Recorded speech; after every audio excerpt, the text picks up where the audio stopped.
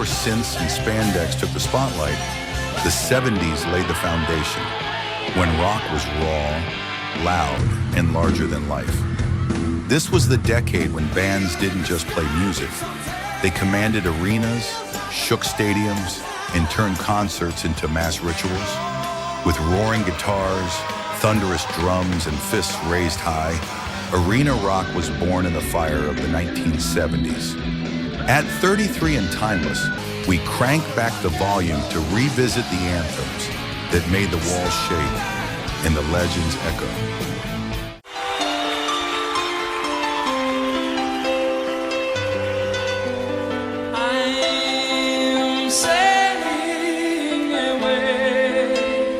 When Styx released Come Sail Away in 1977, they didn't just drop a single, they unleashed an anthem tailor-made for sold-out stadiums. Opening with soft piano and reflective lyrics, the song lulls you into a dreamlike state before exploding into a synth-driven, guitar-charged climax that defines the drama and grandeur of arena rock.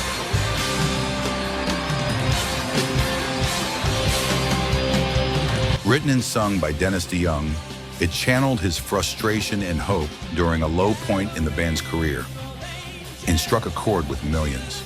The track soared to number 8 on the Billboard Hot 100 and helped push the Grand Illusion to multi-platinum success.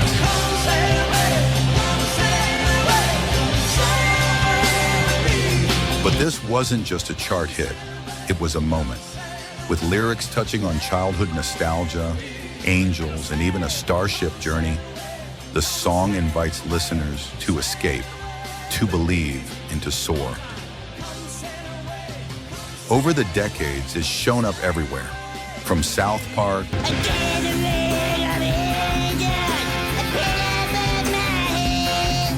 Freaks and Geeks,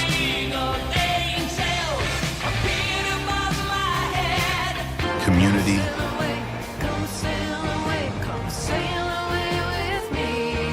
and even karaoke duets in Cloak and Dagger.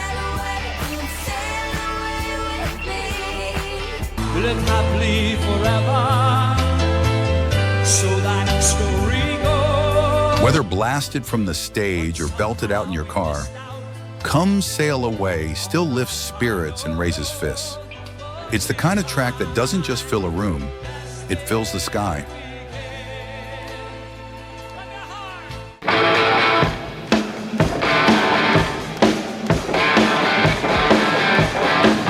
Blazing with attitude and built on one of the most iconic riffs in rock history, Highway to Hell stands as a defining moment for AC/DC. Released in 1979 as the lead single and opening track of the album of the same name, the song was penned by Angus Young, Malcolm Young, and Bon Scott.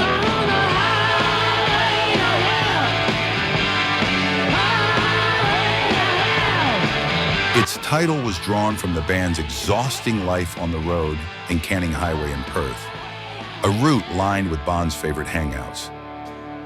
Fueled by gritty vocals and primal energy, the track became an instant hard rock anthem. It's been immortalized in fiery live performances, from Let There Be Rock the movie to Live at Donington and the explosive Levitt River Plate. A live single was also released, backed by a montage video from Donington.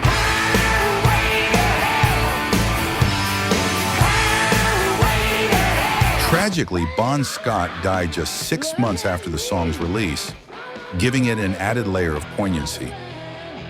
More than 4 decades later, Highway to Hell still tears through speakers with the same unrelenting power, a bold declaration of rock and roll defiance.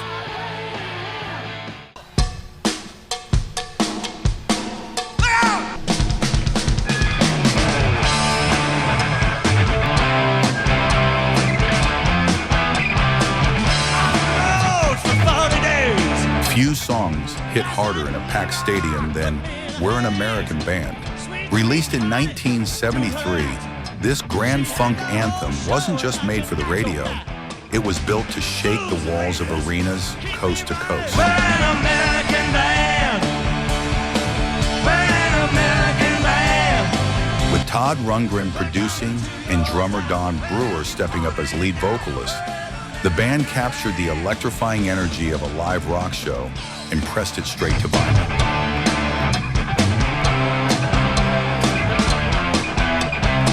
This was Grand Funk's transformation from gritty power trio to full-blown arena rock force, thanks in part to new member Craig Frost on keyboards.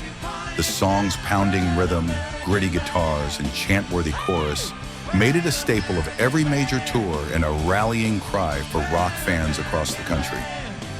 Blasting to #1 on the Billboard Hot 100, We're an American Band wasn't just a hit, it was a declaration. Turn it up, sing it loud, and feel the crowd come alive. This is arena rock at its most unapologetic.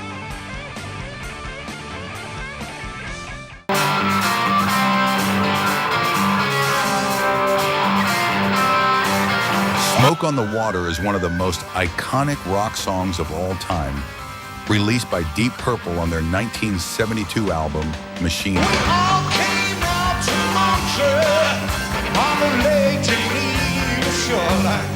The lyrics tell the true story of a 1971 fire at the Montreux Casino in Switzerland, where the band was set to record.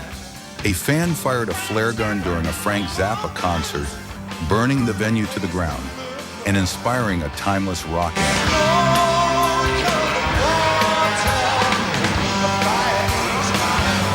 Ritchie Blackmore's legendary 4-note riff, based on the G minor blues scale, is played finger style on a Fender Stratocaster and doubled by John Lord's distorted Hammond organ. Blackmore jokingly called it an inverted take on Beethoven's Fifth Symphony. Though not expected to be a hit, the song reached #4 on the Billboard Hot 100 and #2 in Canada in 1973.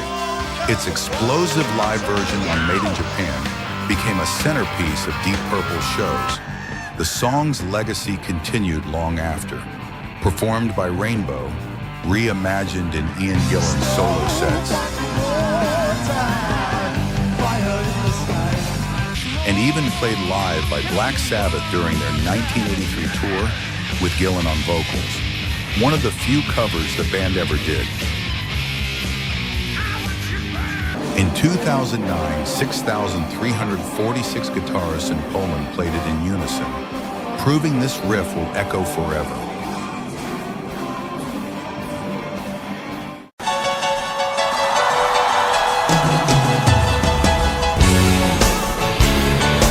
From the first thunderous piano strike to the soaring vocals that follow, TOTO's Hold the Line was built for the arena. Released in 1978 as their explosive debut single, it came out swinging, fusing hard rock guitar riffs, funk-inspired grooves, and a chorus made to echo off stadium walls. Written by keyboardist David Paich and delivered with raw power by vocalist Bobby Kimball, the song captured the electrifying energy of a live show right out of the gate. Drummer Jeff Porcaro locked in a groove inspired by Sly and the Family Stone, but cranked it up with arena-sized punch. Steve Lukather's ripping guitar solo, drenched in bends and vibrato, sealed it as a rock radio staple. Decades later, Lukather still tears it up live, bringing Hold the Line to arenas around the world as part of Ringo Starr's all-star band since 2012.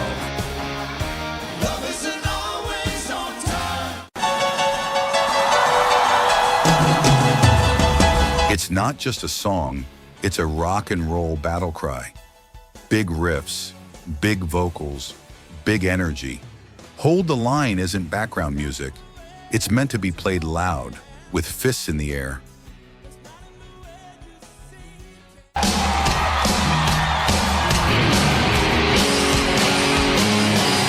Before it was an anthem, it was a challenge.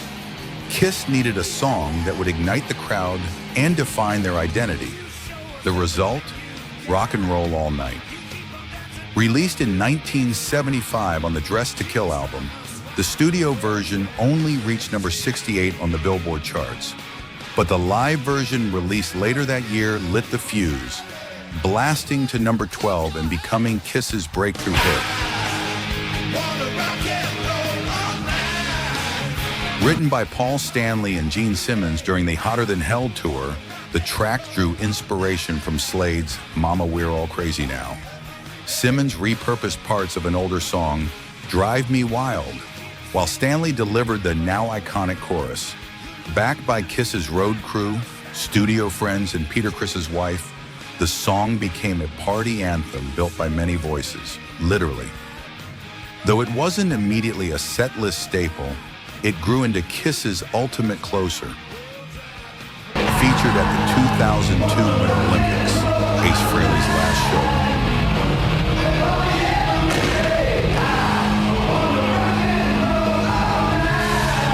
And performed with Adam Lambert on American Idol in 2009.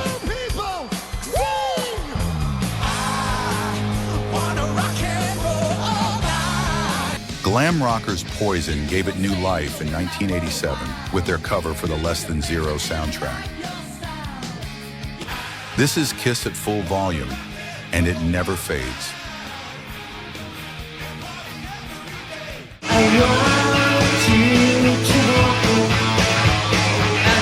I Want You to Want Me is Cheap Trick's signature hit, but it didn't start that way. Originally released in 1977 on their album In Color, the studio version failed to chart in the US. Band members later criticized its lightweight, campy production. That all changed with a live version recorded at Tokyo's Nippon Budokan in April 1978. Released in 1979, the live version hit number 7 on the Billboard Hot 100, number 2 in Canada, and number 1 in Japan, going gold in both the US and Canada.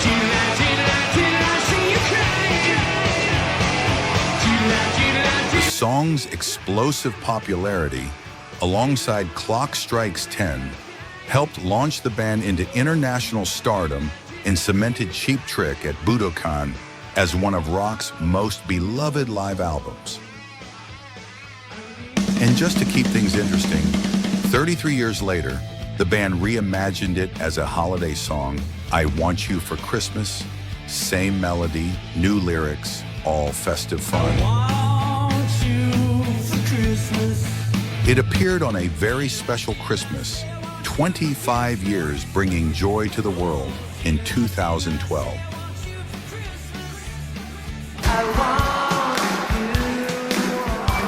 This is the story of how one song refused to fade and instead became timeless.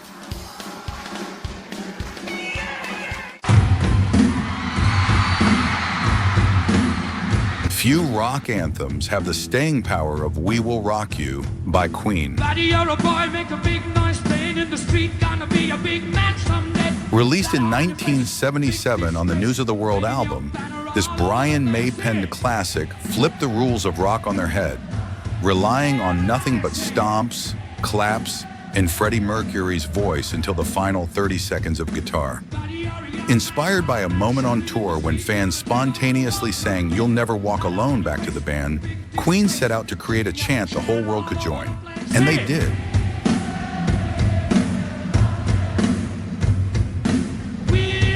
But the song's power didn't stop in the 70s.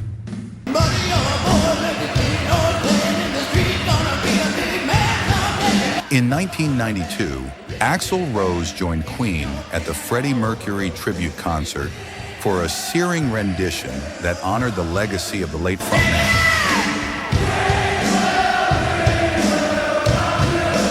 Then in 2000, British boy band Five shocked many by releasing a pop rap cover with none other than Brian May and Roger Taylor playing on the track.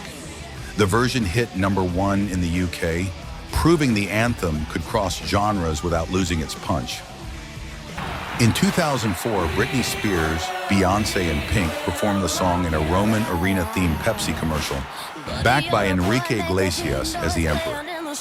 It was released as part of the Pepsi Music Dare for More campaign and introduced the anthem to yet another generation.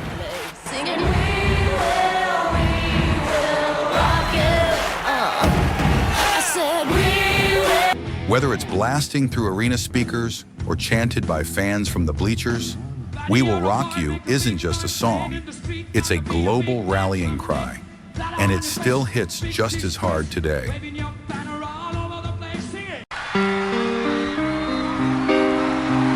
When it comes to timeless stadium anthems, few songs spark instant recognition and emotion like Queen's "We Are the Champions."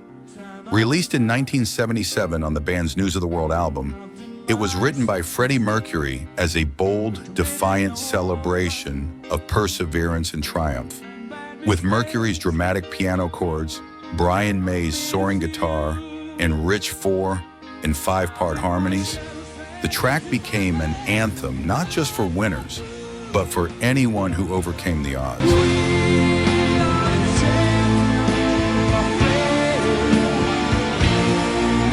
Climbing to number 2 in the UK and number 4 on the US Billboard Hot 100, it quickly became a fixture at sporting events, award shows, and historic live moments, including Queen's legendary Live Aid performance in 1985. Brian May described it as unifying and positive, while Mercury emphasized that the "we" in the title includes every single person singing along. The song's legacy lives on through countless sports celebrations and cultural moments. In 2006, Crazy Frog released a dance pop cover for the 2006 FIFA World Cup.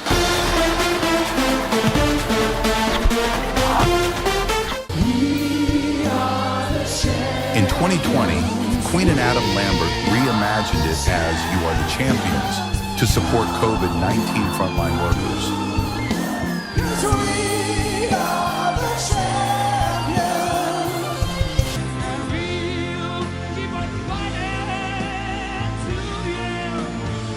Decades later, it still sends chills. "We Are the Champions" isn't just Queen's declaration, it's ours.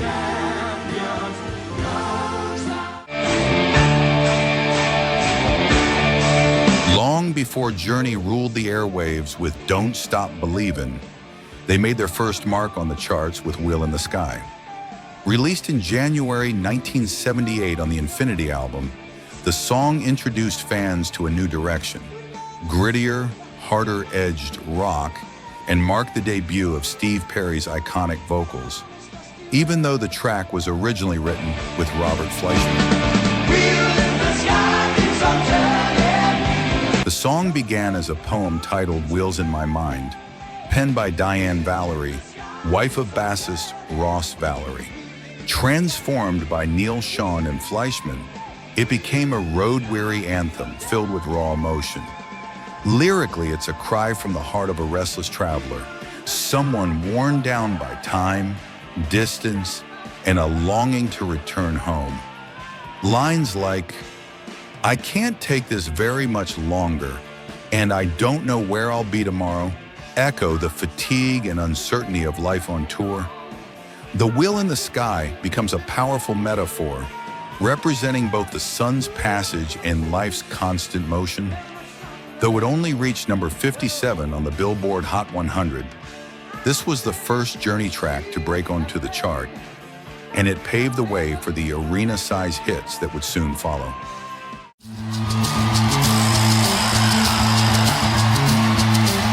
Released in 1975, "Sweet Emotion" marked a turning point for Aerosmith, launching them from a rising rock band to full-fledged arena legends.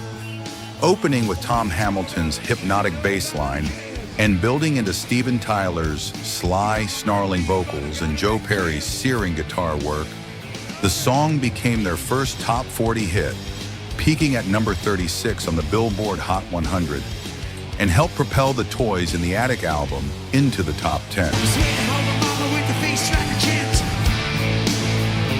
It signaled the start of a hot streak that would define the rest of the decade for the band.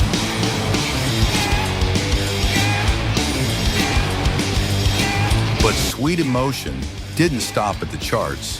It became a staple of classic rock radio and a cultural touchstone. It memorably set the tone in the opening scene of Dazed and Confused, 1993. Powered a striptease by Jennifer Aniston in "We're the Millers," 2013.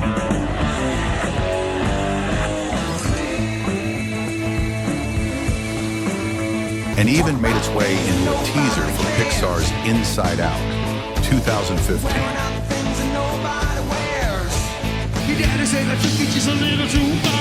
With over 3 million digital downloads and a spot at 416 on Rolling Stone's list of the 500 greatest songs of all time, Sweet Emotion endures not just as a hit, but as a mood, a swagger, and a snapshot of rock at its most electrifying.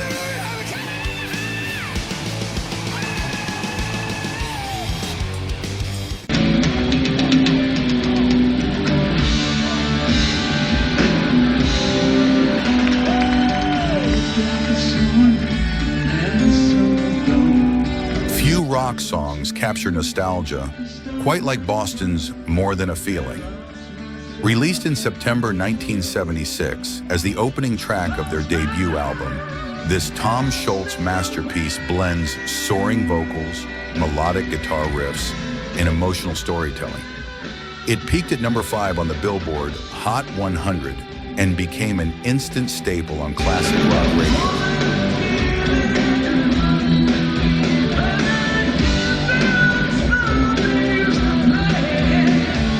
VH1 named it the 39th greatest hard rock song, and it earned a spot on both the Rock and Roll Hall of Fame's 500 songs that shaped rock and roll, and Rolling Stone's 500 greatest songs of all time. Scholz spent 5 years perfecting the track in his basement, writing lyrics about how music can awaken powerful memories, especially of a lost love named Marianne.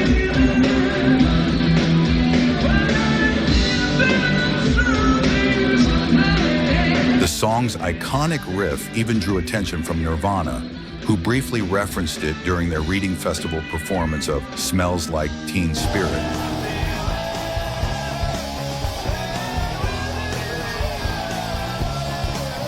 More Than a Feeling has also sparked headlines in politics and pop culture, from campaign controversy in 2008 to a heartfelt tribute in Glee honoring the late Corey Monteith.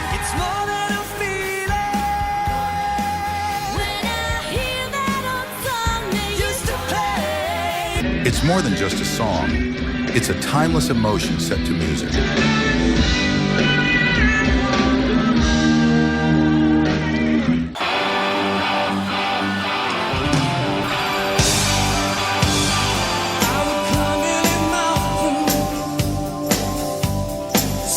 In 1977, Foreigner burst onto the rock scene with a debut single that felt anything but ordinary. Feels Like the First Time wasn't just their first release. It was a powerful anthem about new beginnings, written by guitarist Mick Jones during a major turning point in his life. Fresh out of a failed marriage and starting over in America, Jones poured that emotion into a song that would help define arena rock for a new generation.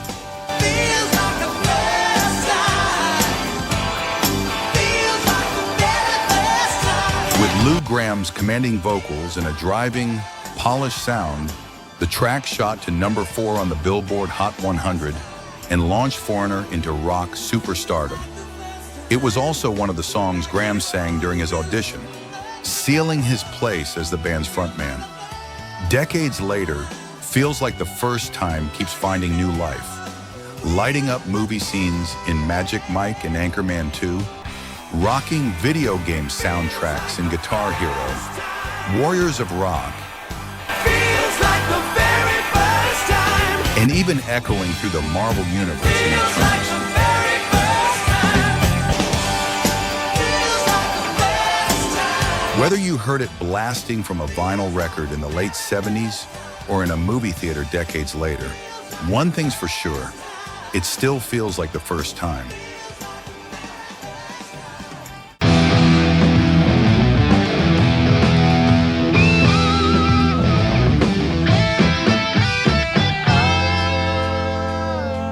Released in 1976, Carry On Wayward Son marked a turning point for Kansas.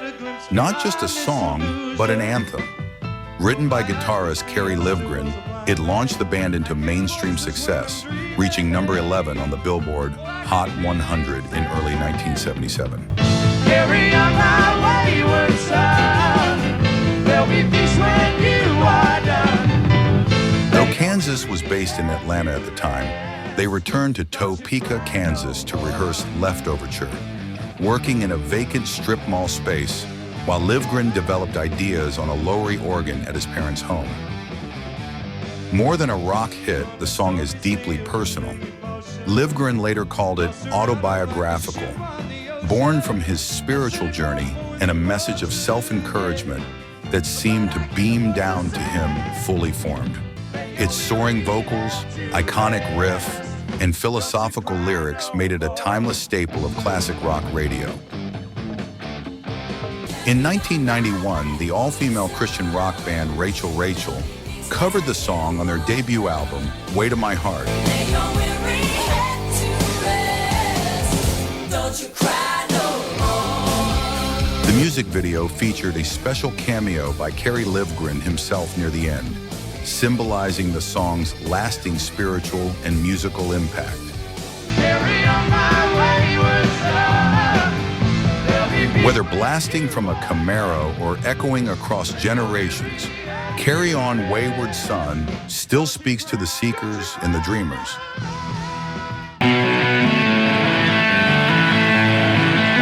Released in 1976, Don't Fear the Reaper by Blue Öyster Cult is more than just a haunting rock anthem.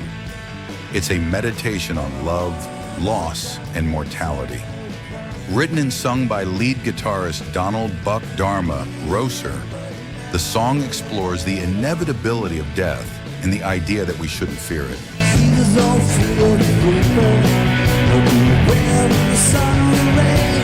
Inspired by Dharma's reflections on dying young, the lyrics suggest eternal love through powerful imagery, like Romeo and Juliet are together in eternity.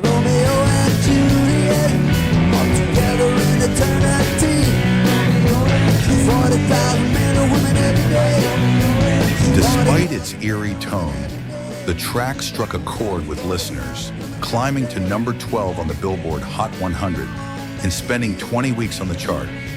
It also helped the Agents of Fortune album reach number 29 on the Billboard 200 and peaked at number 7 in Canada. In 1976, Rolling Stone named it Song of the Year, and decades later, it still lands on lists of the greatest rock songs of all time. From its unforgettable guitar riff to its chillingly beautiful harmonies, Don't Fear the Reaper has become a timeless classic. And yes, it's the one with that cowbell.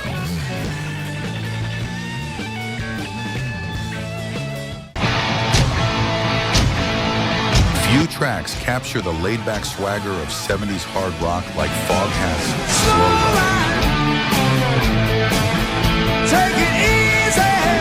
Released in 1975 as the lead single from Fool for the City, this bluesy, riff-driven anthem became the band's highest-charting hit on the Billboard Hot 100 and a staple of classic rock radio ever since. The song was born out of a jam session between drummer Roger Earl and new bassist Nick Jameson, who recorded their spontaneous groove on a cassette.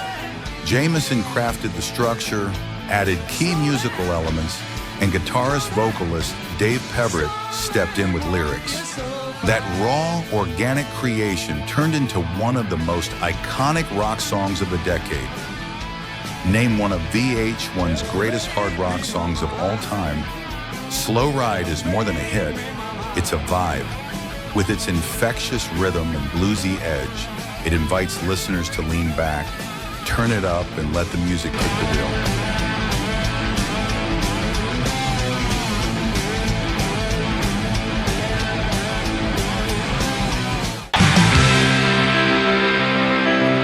Roll with the Changes marked a turning point for REO Speedwagon in 1978.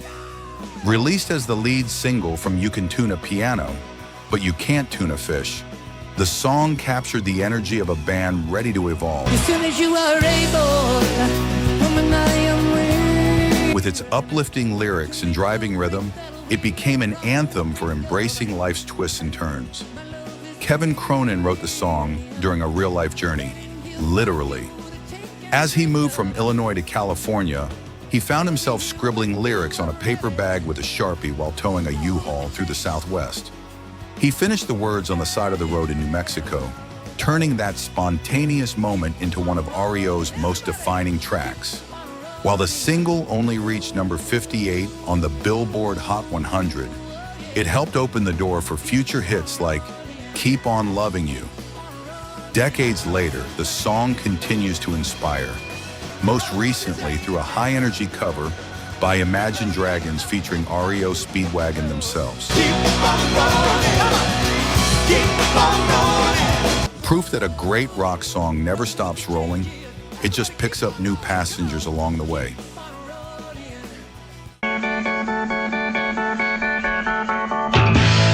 There are rock songs and then there are battle cries. Won't Get Fooled Again by The Who, released in 1971, stands as one of the fiercest declarations of disillusionment in rock history. As the closing track of their landmark album, Who's Next?, it began as part of Pete Townshend's ambitious Lifehouse project before evolving into a standalone anthem. Built around a hypnotic synthesizer loop created on a modest home organ, the song channels frustration into thunderous energy.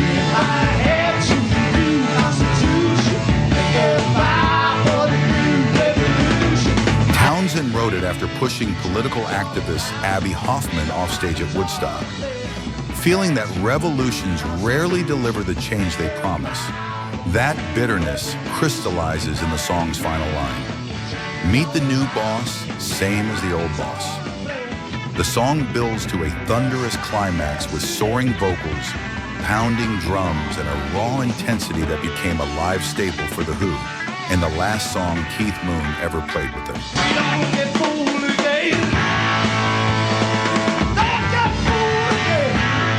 In 1992, Van Halen reimagined the track with Eddie Van Halen turning the synth part into a fiery guitar riff, launching their version to #1 on Billboard's Album Rock Tracks chart.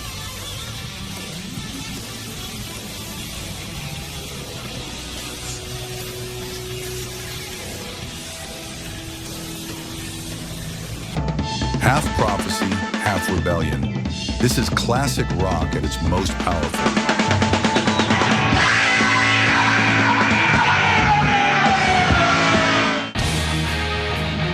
Blasting onto the scene in the summer of 1972, School's Out by Alice Cooper became the ultimate anthem for every kid dreaming of freedom. Well, we got no choice. With its gritty guitars, sneering vocals, and that unforgettable school bell, Fade Out, the song perfectly captured the thrill of the last day of school. Alice Cooper wrote the track after being asked what the greatest 3 minutes of life were. His answer, Christmas morning, and those final moments before school lets out. The result was a rebellious celebration of youth, chaos, and escape. The lyrics don't just hint at summer vacation. They imagine school being blown to pieces. The song shot to #1 in the UK and hit #7 on the US Billboard Hot 100, making it Cooper's first major hit and a defining moment in glam and hard rock. Though it stirred controversy and was banned by some radio stations, that only fueled its fire. Today, School's Out is more than a song. It's a seasonal tradition. Every June, as classrooms close, speakers everywhere echo its message. Freedom is here and school is out, forever.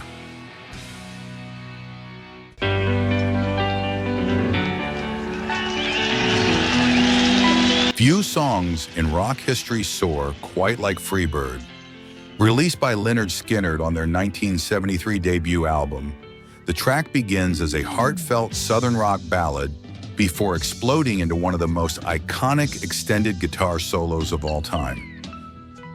Written by guitarist Alan Collins and lead vocalist Ronnie Van Zant, the song captures the spirit of personal freedom, expressed through the now legendary opening line, "If I leave here tomorrow, would you still remember me? If I leave here tomorrow.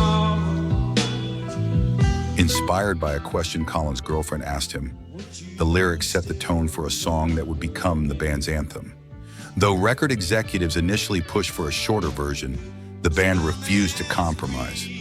The result was a 9-minute masterpiece that became their signature song, peaking at number 19 on the Billboard Hot 100, and later reaching cult status through electrifying live performances, often stretching past 14 minutes.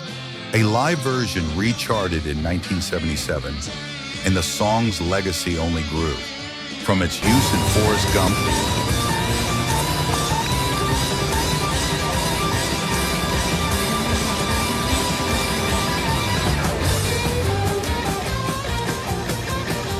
to being ranked among Guitar World's top solos of all time. Whether heard as a tribute, a farewell, or a cry for liberation, Freebird remains one of rock's most powerful and timeless statements.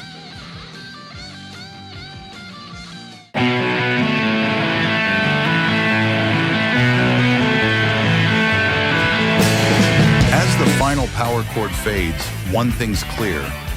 Arena rock in the 70s wasn't just music, it was a movement, a sound that echoed across stadiums and through the hearts of a generation. These weren't just songs, they were rituals, performed under lights, smoke, and the roar of thousands. Decades may have passed, but those anthems still live on, timeless, thunderous, and waiting to be played loud. This is 33 and Timeless, where vinyl speaks and legends echo. Now tell us, what's your ultimate arena rock anthem from the 70s?